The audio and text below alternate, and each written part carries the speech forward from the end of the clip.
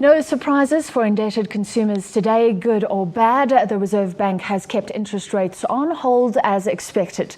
The bank drastically cut its inflation forecast for this year to 3.8%.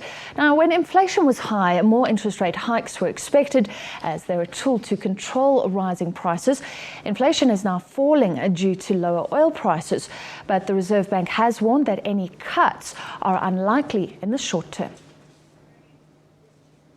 The Reserve Bank expects inflation to remain within the 3 to 6% target band for this year and 2016. It sees inflation dipping to as low as 3.5% in the second quarter. This is largely due to the dramatically lower oil price. But the bank says it's yet to be convinced that the downtrend will be sustained. Critically, though, it says the lower oil price benefit for South Africa's economy is likely to be scuppered by the ongoing power crisis.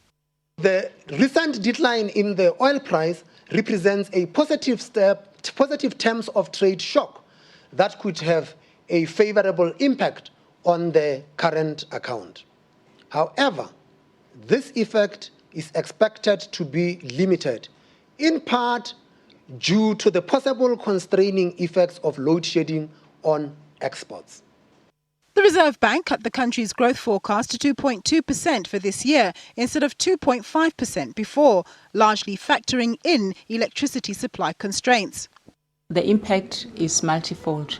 It's in your production sector, goods producing sector of the economy, those industries that we expect to earn foreign currency via exports. You can't commit to an order for a foreign company because you don't know whether this week is going to be 2.5 hours or 4 hours, or whether throughout the week you'll have work stoppages. So that's a major concern.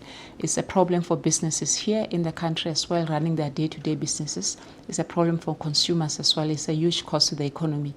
The bank warned against wage settlements in excess of inflation and productivity and said the impending public sector wage settlement would likely serve as a barometer of where other sectors would settle. Nompumelelo Siziba, SABC News, Johannesburg.